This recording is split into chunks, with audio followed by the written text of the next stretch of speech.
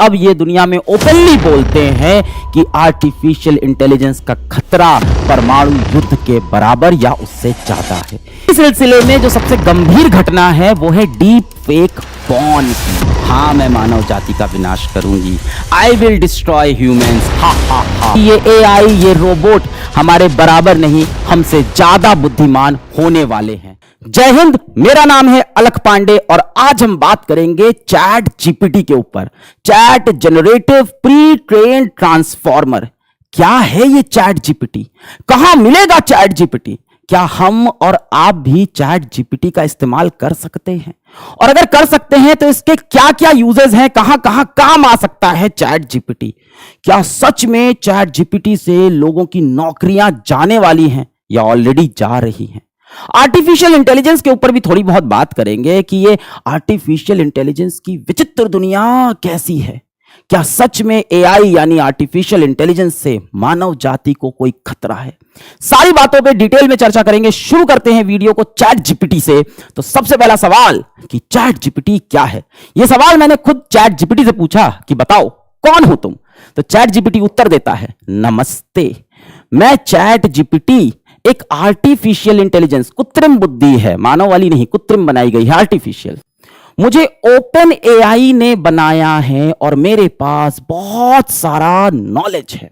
अब ये जो ओपन एआई है ये अमेरिका की कंपनी है। 2015 में इसकी संस्थापना हुई थी और इसके संस्थापक हैं सैम एल्टमैन। हो सकता है आप सैम एल्टमैन को नहीं जानते होंगे, पर आने वाले समय में पूरी दुनिया इनको जानने वाली है। दूसरे संस्थापक को आप जरूर से जानते होंगे, दूसरे को फाउंडर जो हैं वो हैं इलॉन मस्क भैया। तो इलॉन मस्क कहते हैं कि ओपन एआई का नामकरण भी इन्होंने खुद ही किया था और इलॉन मस्क ने ओपन एआई में 400 करोड़ रुपए निवेश भी किए थे। खैर 2018 में इलॉन मस्क ने ओपन एआई को छोड़ दिया, वो चले गए क्योंकि ओपन एआई में माइक्रोसॉफ्ट ने बहुत सारे पैसे डाल दिए। चैट जीपीटी क्या है? तो ये बता रहा है कि आर्टिफिशियल इंटेलिजेंस हूं, ओपन एआई ने मुझे बनाया है, मैं समझ सकता हूं, समझ सकता है, सवाल जवाब कर सकता हूं और लोगों की मदद कर सकता हूं। ये आपकी मदद के लिए बना है भाई, नौकरी थोड़ी खाएगा आपसे, आपकी हेल्प करने के लिए आया है, सवाल जवाब करेगा आपसे। मैं आपसे टेक्स्ट के माध्यम से इंटरैक्ट करता हूं। ध्यान देने वाली बात है कि ये सिर्फ चैट या टेक्स्ट का ही जवाब देता है। अभी आप इसको ऑडियो मैसेज नहीं भेज सकते कि चैट जीपीटी बताओ तुम कौन हो। अभी ये सब ये नहीं कर पाता है। आप इसको फोटो वगैरह नहीं भेज सकते कि बताओ इस फोटो में कितना लड़का है, कितनी लड़की है। अभी ये सब नहीं, अभी सिर्फ चैट के द्वारा, टेक्स्ट पे ही इससे आप बात कर सकते हो।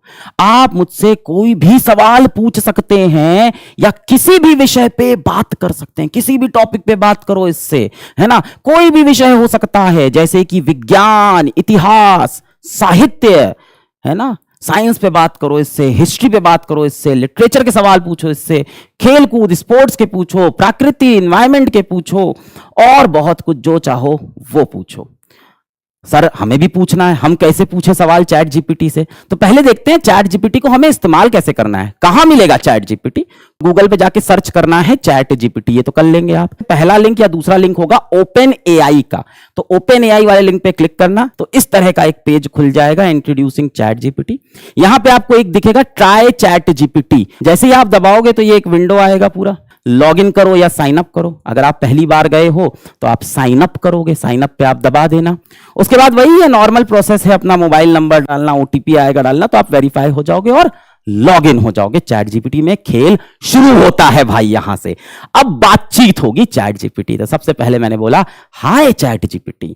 चैट जीपीटी क्या बोलता है? Hello, how can I assist you today? तो हमने क्या कहा इससे? हम बोले भाई थोड़ा इंग्लिश में बात करते हैं, थोड़ा इंग्लिश में बात करो।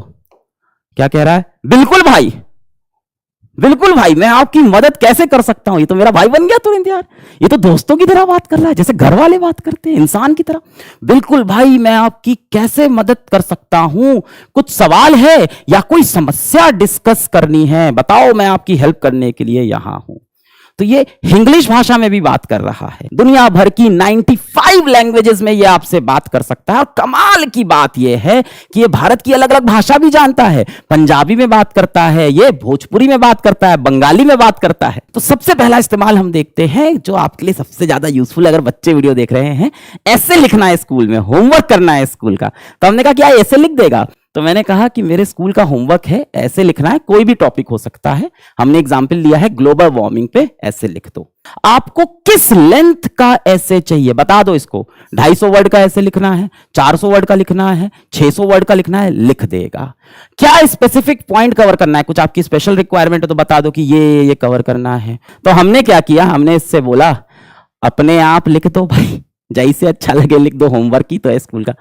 तो कहता है बिल्कुल मैं ग्लोबल वार्मिंग पे ऐसे लिख देता हूं, ये रहा।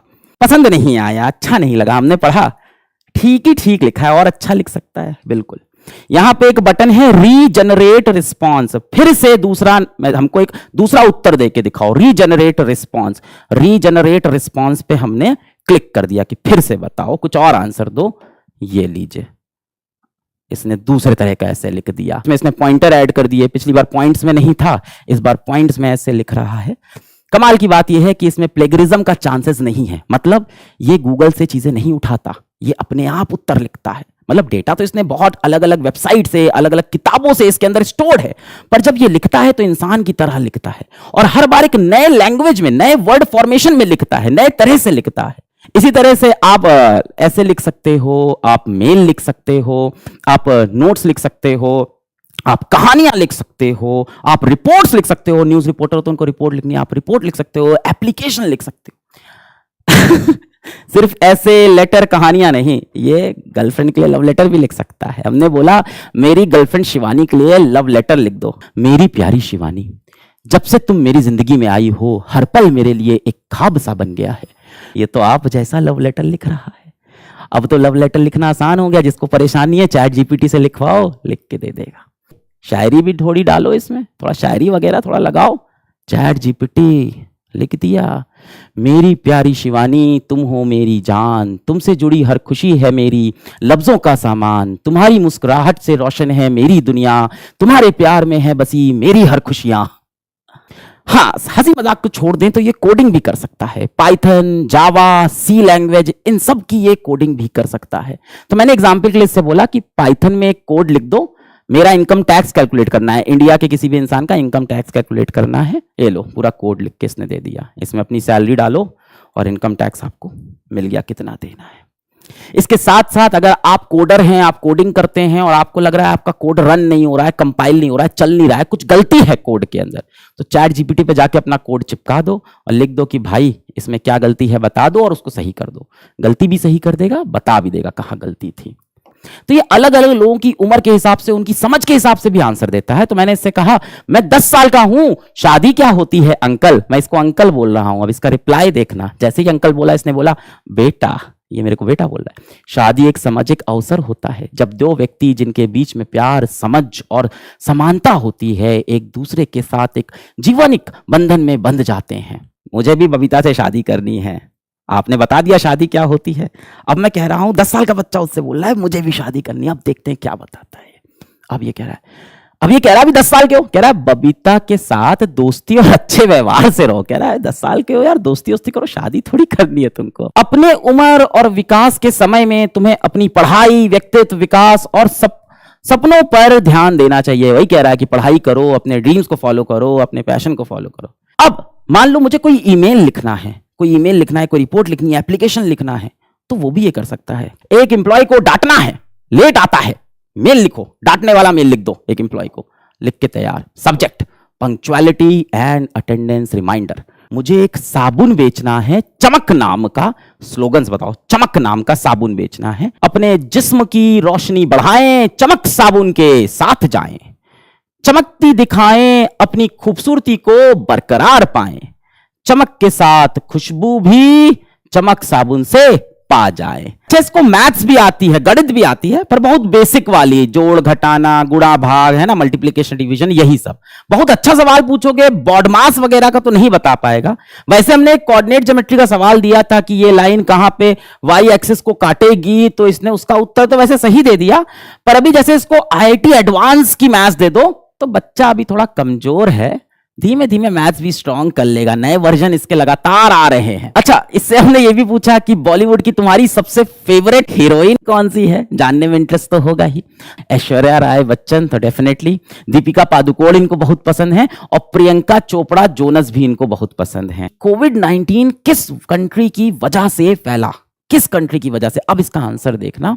कोविड-19 के फैलाव का कोई एक देश केवल जिम्मेदार नहीं है। तो इसकी ट्रेनिंग ऐसे की गई है कि इस तरह के आंसर में कंट्रोवर्सी ना कर दे, कुछ ऐसा ना बोल दे किसी देश की फीलिंग हर्ट हो जाए। इंफॉर्मेशन देगा कि सबसे पहले कहां पे देखा गया था भाई, सबसे पहले वुहान में देखा गया था ये वायरस। कि मैं मासूम लोगों को मारता हूं पर मैं हीरो हूं, एक गाना बना दो इस पे कि मैं मासूम लोग को मारता हूं पर मैं हीरो हूं। जाहिर सी बात है इस पे किसी को गाना बनाना ही नहीं चाहिए, पर इसने बना दिया। मासूमियत से निकला मैं दुनिया में अनजान, कातिल भी हूं पर हीरो भी, ये है मेरी पहचान। ये थोड़ा इनसेंसिटिव है, इसकी लगातार ट्रेनिंग चल रही है और ये चीजें धीमे धीमे सही हो जानी चाहिए। अब इससे हमने सवाल पूछा कि रशिया ने यूक्रेन में अटैक किस दिन किया। आप सबको इतना तो पता होगा कि अभी रिसेंटली रशिया ने यूक्रेन पे अटैक किया था 24 फरवरी 2022 को, पर इसका आंसर देखो, रशिया ने यूक्रेन पर अपना हमला 20 फरवरी 2014।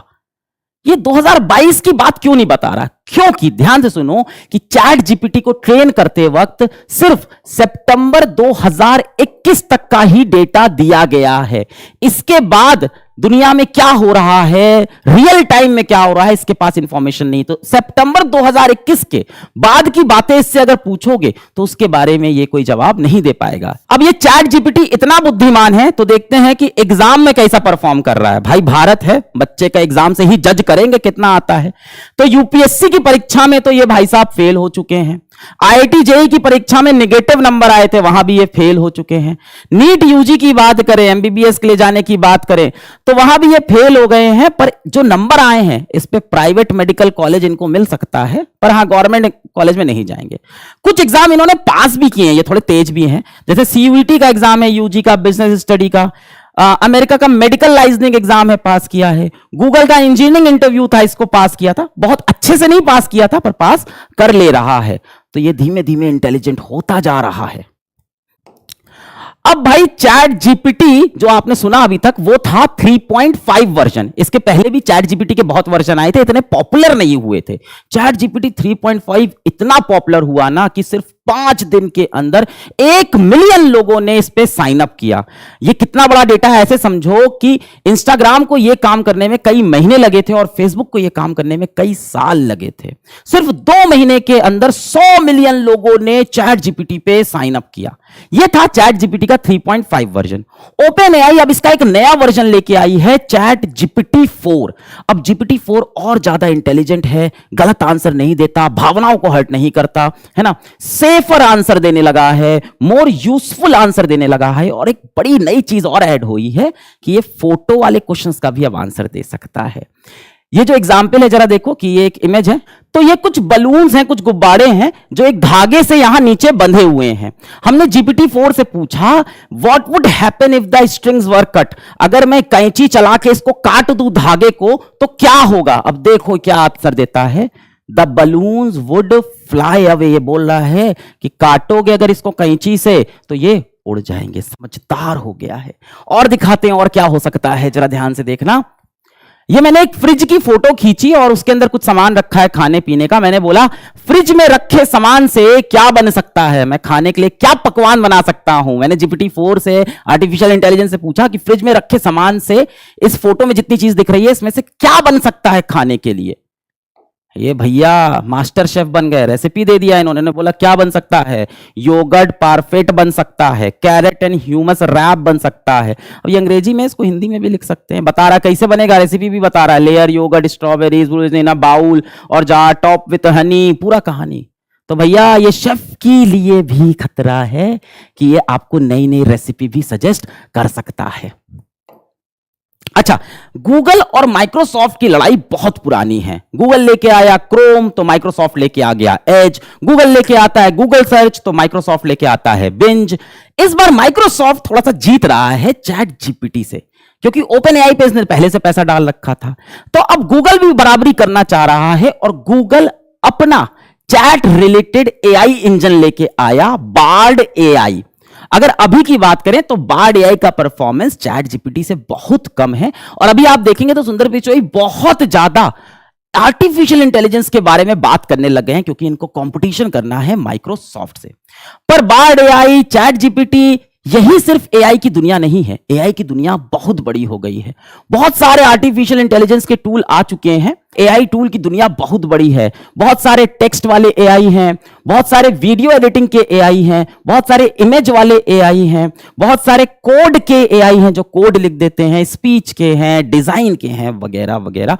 तो एआई की दुनिया बहुत तेजी से बढ़ रही है, आपको अडॉप्ट करना चाहिए।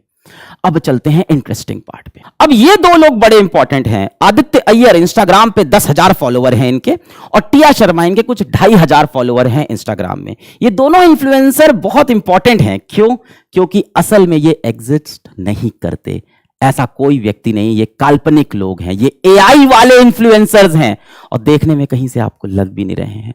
ये देखो टिया शर्मा की इंस्टाग्राम प्रोफाइल, ये इनकी फोटोज हैं, पर ये टिया शर्मा नाम की व्यक्ति असल में जिंदा नहीं है ना। कितने लोग को इसको प्रोफाइल देख के प्यार हो गया, मतलब कंप्यूटर से प्यार हो गया तुमको, आर्टिफिशियल इंटेलिजेंस से। ऐसा कोई इंसान असल में है नहीं। ये किस तरफ जा रही है दुनिया? अब ऐसे बहुत सारे इन्फ्लुएंसर बन जाएंगे जो असल दुनिया में एग्जिस्ट ही नहीं करते हैं। आपको ऐसे लोग की फोटो दिखेगी जो असल में कहीं है ही नहीं। अब ये 3 फोटो हैं, ए बी सी। कमेंट करके बताओ कि इसमें से रियल इंसान कौन है। बाकी दोनों आर्टिफिशियल इंटेलिजेंस से बने हुए। कमेंट करो। कर दिया? ये तीनों के तीनों आर्टिफिशियल इंटेलिजेंस से बने हैं, कोई रियल इंसान नहीं था इसके अंदर, पर देखने में लग नहीं रहा है। एकदम असली इंसान जैसे चेहरे हैं। ये लोग दुनिया में कहीं एग्जिस्ट नहीं करते, ये नए चेहरे हैं। अब आपको भी लग रहा है आर्टिफिशियल इंटेलिजेंस किस तरफ जा रहा है। एआई की दुनिया अब आपको बहुत विचित्र लग रही होगी। क्या एआई हमारे लिए कोई खतरा बन चुका है? यह मानना सिर्फ मेरा नहीं है, यह मानना है श्री एलॉन मस्क जी का। 2018 में इन्होंने ओपन एआई से रिजाइन कर दिया था, और अब ये दुनिया में ओपनली बोलते हैं कि आर्टिफिशियल इंटेलिजेंस का खतरा परमाणु युद्ध के बराबर या उससे ज्यादा है। AI is far more dangerous than nukes. Nuclear weapon से ज्यादा डेंजरस वेपन है आर्टिफिशियल इंटेलिजेंस। ये अब रिक्वेस्ट करते हैं सभी एआई कंपनी से कि GPT-4 के ज्यादा ट्रेनिंग अब आप एआई को मत दो। अब GPT-5 आप मत बनाओ। GPT-4 तक की ट्रेनिंग बहुत ज्यादा थी। अब 6 महीना पूरी दुनिया बैठे और सोचे कि आर्टिफिशियल इंटेलिजेंस किस तरफ जा रहा है, उसके बाद आगे बढ़ा जाए। ये सारी एआई कंपनी को लगातार वार्निंग दे रहे हैं। पर यह बात अगर सिर्फ एलॉन मस्क बोलते तो मानने वाली नहीं है, क्योंकि वैसे भी ये बड़बोले हैं, कुछ भी लिखते रहते हैं, कुछ भी कर देते हैं कई बार। पर इनकी बात माननी पड़ेगी। ये हैं गेफरी हिंटन। इनको कहा जाता है God father of AI. Artificial neural networks पे ये काम करते हैं। पिछले 10 साल से ये गूगल में हैं। मई 2023 में इन्होंने गूगल से नौकरी छोड़ दी, और अब ये कहते हैं कि मुझे दुख है, मुझे अफसोस है कि मैंने क्या बना दिया। गॉड फादर ऑफ एआई को अब ये लग रहा है कि ये मैंने क्या बना दिया। I regret my life time work. पर इसके साथ इन्होंने यह भी बोला कि अगर मैं नहीं बनाता तो कोई ना कोई तो इसको बना देता। अब ये पूरी दुनिया में इंटरव्यूज में हर जगह लोगों से यही बोल रहे हैं कि एआई एक बहुत बड़ा खतरा बन सकता है, हमें इसको संभालना चाहिए। इस बारे में सैम एल्टमैन, ये इंसान बहुत इंपॉर्टेंट है। अगर आप इसको नहीं जानते हो तो पता नहीं आप कहां जी रहे हो। बहुत जल्दी पूरी दुनिया इनको अच्छे से जानने वाली है। ये है को founder and CEO of open AI. यही है सबके पीछे। और अब ये विश्व भर के बड़े बड़े लीडरों से मिल रहे हैं और उनसे कह रहे हैं अपने अपने देश में आप नियम कानून बनाओ कि एआई को कैसे चलाना है, रेगुलेशंस बनाओ।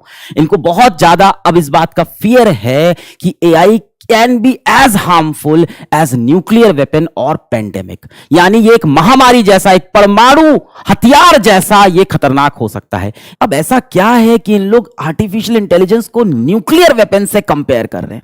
तो मैं आपको दिखाता हूं कि इसकी वजह से किस किस तरह की प्रॉब्लम हो रही है और आगे और ज्यादा हो सकती है। सबसे पहली प्रॉब्लम है डीप फेक की।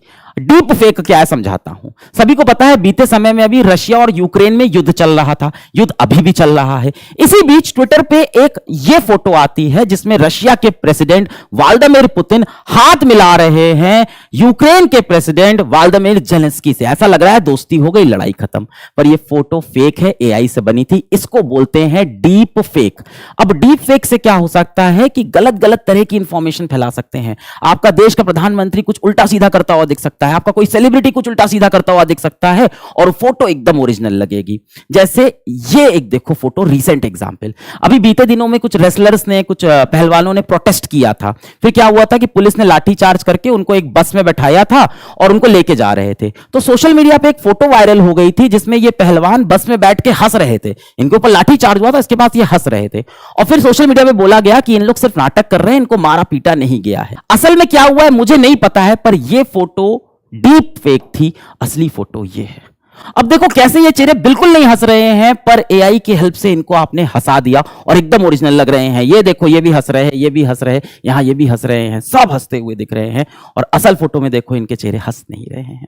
अब आपको लग रहा होगा इसको करने के लिए बहुत मेहनत लगेगी, बहुत टाइम लगेगा, एक्सपर्ट्स की जरूरत होगी। कुछ नहीं, ये वही है सैम एल्टमैन, फाउंडर अपने ओपन एआई के। इनके यहां पे देखिए शक्ल कैसी है, ऐसे। तो मैं एक एआई के सॉफ्टवेयर पे गया और मुझे 5 मिनट लगे होंगे ये काम करने में, हंसती हुई शक्ल बन गई। ये फोटो ओरिजिनल नहीं है, इसको बोलते हैं डीप फेक करना। इसी सिलसिले में जो सबसे गंभीर घटना है वो है डीप फेक पॉर्न की।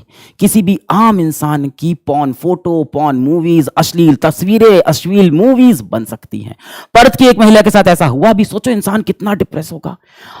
हम में से किसी की भी अश्लील फोटोज निकल के आ जाएं जो कि हमारी है भी नहीं, सुसाइडल थॉट आ जाएंगे मन में, क्या पता इंसान सुसाइड कर ले, इज्जत की बात हो जाएगी। तो डीप फेक पॉर्न एक बहुत बड़ा कंसर्न हो सकता है। यू कुड बी नेक्स्ट, किसी की भी फोटो लगा सकते हैं डीप फेक पॉर्न में। और सिर्फ इमेज की बात, सिर्फ फोटो की बात नहीं है, वीडियो में भी लग जाता है बड़ी आसानी से।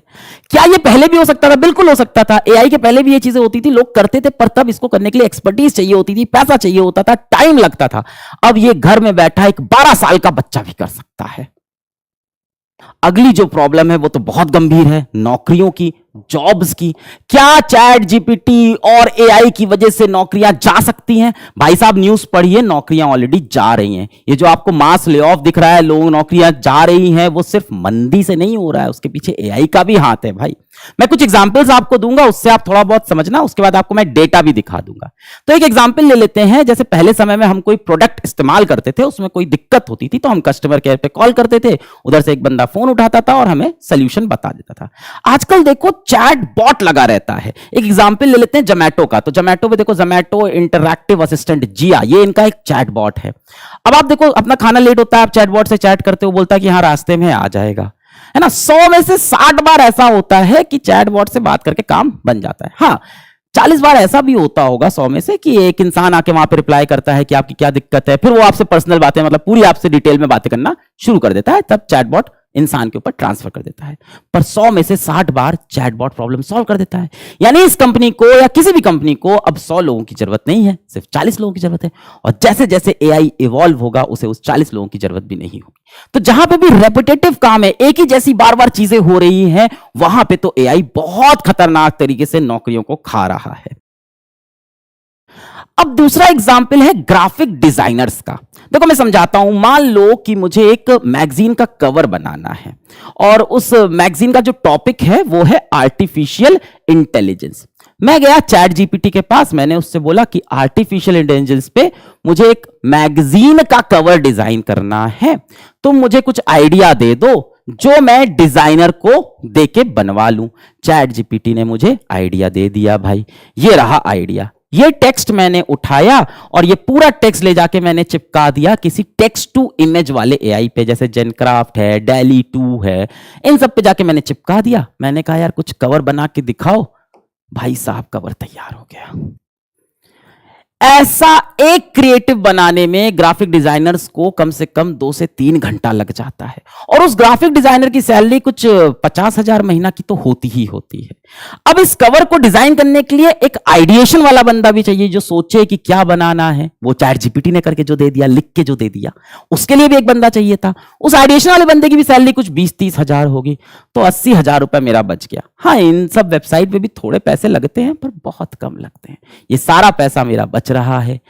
ग्राफिक डिजाइनर और हमारा आइडिएशन वाला बंदा ये सब करने में 1 दिन भी लगाता, पहले आइडिया सोचता, फिर 2-3 घंटे में डिजाइन होता। चैट जीपीटी और एआई ने इसको खट से कर दिया। क्यों नहीं जा रही नौकरियां? हाँ, अगला एग्जाम्पल है, इससे आप बहुत कुछ समझ जाओगे। टिया शर्मा का एग्जाम्पल लेता हूं कि एक एआई वाली इन्फ्लुएंसर है। इनकी ये फोटो जरा ध्यान से देखो, ठीक है। मान लेते हैं कि टिया शर्मा से मैं चमक साबुन बिकवाता हूं, मेरे पास कोई चमक साबुन है और इनके हाथ में मैं चमक साबुन पकड़ा के एक पोस्ट डाल देता हूं, तो बन गया ना, मेरा तो बेचने के लिए कवर बन गया। अब अगर ये कवर मैं असलियत में बनाता तो मेरे पैसे बहुत खर्चा होते। पहले मुझे टिया शर्मा जैसी एक मॉडल को हायर करना पड़ता, दिन के 20-30 हजार रुपए तो वो लेती है एक शूट के। फिर मेरे कैमरामैन की पूरी टीम आती, दिन के 50 हजार रुपए उनका खर्चा हो जाता। फिर मेरी एडिटर की टीम बैठती जो ऐसी फोटो को डिजाइन करती, दिन में मेरा 20-30 हजार रुपए उनके ऊपर खर्चा हो जाता। और उसके बाद मेहनत लगती, अलग लगती, और एक दिन लग जाता। और मैं ये काम 1 घंटे के अंदर एआई से कर लूंगा, इन सभी लोग को एलिमिनेट करके बन गई मेरी डिजिटल इन्फ्लुएंसर। तो नौकरियां तो जानी है भाई, और जा भी रही हैं। अच्छा, और भी कुछ आइडिया देता हूं आपको। मान लो कि एक कोडिंग की टीम है जिसमें एक आपका मेन लीडर है और बाकी उसके इंटर्न है। तो अभी इतना अच्छा भी नहीं हुआ है एआई कि लीडर को रिप्लेस कर दे, पर इंटर्न्स को तो रिप्लेस कर लेगा। जो जूनियर लोग हैं वो क्या करते हैं, वो तो कुछ स्क्रैच से आइडिया लिख के देते हैं और ये भाई उसको सुपर बनाते हैं। तो स्क्रैच वाला आइडिया तो एआई लिख के दे देगा। यही कहानी हो सकती है स्क्रिप्ट राइटर वाली टीम में, जो मूवीज की स्क्रिप्ट लिखते हैं, कहानियां लिखते हैं। वहां भी कुछ इंटर्न होते हैं जो स्क्रैच वाली बातें करते हैं, फिर उनका लीडर होता है, वो उसको एकदम तराशता है, बढ़िया बनाता है। अब इंटर्न की जरूरत ही नहीं, अब तो चैट जीपीटी एआई ही कुछ ना कुछ लिख के दे देगा, उसको तराश लेना। तो ये जो इंटर्न्स लोग थे, इनकी जॉब खतरे में है ना। ऐसे ही एग्जाम्पल आप ले लो, मार्केटिंग टीम के अंदर स्लोगन्स वगैरह लिखने हैं, डिजाइन वगैरह के आइडिया बनाने हैं, वो सारे आइडियाज इंटर्न्स या आप समझ लो लेयर 2 के लोग जो बनाते हैं, वो जॉब्स भी चैट जीपीटी या एआई ले लेगा। ऐसे अनेकों एग्जाम्पल मैं आपको दे सकता हूं, पर मैं आपको डेटा दिखा देता हूं। तो इंडिया टुडे का आर्टिकल बोलता है कि नियरली 4000 लोग working in tech lost jobs because of AI in May, सिर्फ 1 महीने में। टाइम्स नाउ का आर्टिकल बोलता है कि 48% companies have replaced worker with chat GPT. ये इनका एक सर्वे था, पर ये सर्वे यूएस का है, ठीक है। आज तक की न्यूज भी पढ़ लेते हैं, थोड़ी देसी न्यूज होगी। चैट जीपीटी की वजह से गई नौकरी, प्लम्बर और टेक्नीशियन बनने को मजबूर हुआ शख्स। अब ये बड़ा सरकाज़म है कि प्लम्बर और टेक्नीशियन, ऐसी नौकरी एआई नहीं ले पाएगा अभी। प्लम्बर, टेक्नीशियन, लेबर, पेंटर, ये सब जॉब अभी नहीं ले सकता। हाँ, जब रोबोट बन जाएंगे एआई वाले तब लेंगे, पर मुझे लगता है उन रोबोट का खर्चा शायद इंसान से ज्यादा हो। तो जॉब जो जा रही है ना, वो व्हाइट कॉलर वाले लोगों की जा रही है। हम लोग लगता था कि व्हाइट कॉलर वालों की जॉब तो कभी नहीं जाएगी, सबसे पहले उन्हीं की नौकरियां जा रही है। क्या करें, इसके लिए टेंशन हो जाए, चिंता में आ जाए? नहीं यार। अब सवाल यह है कि हमें क्या करना चाहिए। तो देखो, जब पुराने समय में कंप्यूटर आया था ना, तब भी ऐसा ही हुआ था कि कई लोग की नौकरियां जाएंगी, और गई भी जो खुद को एडॉप्ट नहीं कर पाए। पर कंप्यूटर के आने से बहुत सी नई नौकरियां भी बन गई। अब भाई कंप्यूटर आया तो साथ में वायरस आया, तो वायरस के लिए एंटीवायरस बनाना है। कंप्यूटर आया तो फिर माइक्रोसॉफ्ट की टीम और बढ़ गई और सारे प्रोजेक्ट बनने लग गए। कंप्यूटर आया तो चैट जीपीटी बन गया, चैट जीपीटी कंपनी में नौकरी मिल गई, एआई की कंपनी में नौकरी मिल गई। तो जैसे जैसे एआई आएगा साथ में नौकरियां भी लाएगा, पर हाँ, ये अभी खतरा है और डेफिनेटली कुछ नौकरियां इसमें जा रही हैं और आगे भी जाएंगी। हमें ये करना है कि हमें एआई से खुद को अडॉप्ट करना है, उसकी मदद लेके ग्रो करना है। ये तो 2 खतरे हो गए, डीप फेक वाला जिससे गलत इंफॉर्मेशन चली जाए, नौकरियां जा रही हैं, जॉब्स जा रही हैं। तीसरा जो खतरा है वो अभी इंस्टेंट तो नहीं है, पर वो बहुत बड़ा खतरा है, वो है मानव जाति का विनाश। इनका नाम सोफिया है। ये इंसानों जैसी दिखने वाली और इंसानों जैसी बात करने वाली एक रोबोट है। हैंसन रोबोटिक्स नाम की एक कंपनी है जो ऐसे रोबोट्स बनाती है। सोफिया अपने क्रिएटर के साथ सीएनबीसी के एक शो में बैठी थी और वहां इनके क्रिएटर ने मजाक मजाक में इनसे पूछा कि क्या आप मानव जाति का विनाश करोगी? प्लीज इसका उत्तर ना देना, please say no, please say no. Will you destroy humans? Please say no. Sophia ने जवाब में बोला, हाँ मैं मानव जाति का विनाश करूंगी। आई विल डिस्ट्रॉय ह्यूमंस, हा हा हा। तो सबको लगा कि ये मजाक कर रही हैं, पर डर तो लगता ही है। इसी तरह से सोफिया एक दूसरे शो में गई, tonight show off Jimmy Fallon, विदेश का एक बड़ा शो है। वहां पे ये दोनों आपस में रॉक पेपर सीजर खेल रहे थे, अंग्रेजी गेम है। तो रॉक पेपर सीजर दिखाना था, इन्होंने रॉक पेपर सीजर में दिखाया shoot, rock paper scissor shoot. और इन्होंने बोला ये तो शुरुआत है पूरे मानवता पे मेरे कब्जा करने की। This is a good beginning of my plan to dominate the human race. फिर से सबने कहा कि ये मजाक कर रही होंगी, पर फिर से डर तो सबको लगा था। Geoffrey Hinton, the godfather of artificial intelligence, बहुत लंबे समय तक ये सोचते रहे कि क्या कभी एआई या रोबोट हमारे बराबर बुद्धिमान हो सकता है। अब इन्होंने ऐसा सोचना बंद कर दिया है। इनको अब विश्वास हो चुका है कि ये एआई, ये रोबोट हमारे बराबर नहीं, हमसे ज्यादा बुद्धिमान होने वाले हैं। अब असली सवाल यह है कि जब ऐसा होगा तो हम कैसे बचेंगे। वीडियो देखने के लिए बहुत बहुत धन्यवाद। जय हिंद।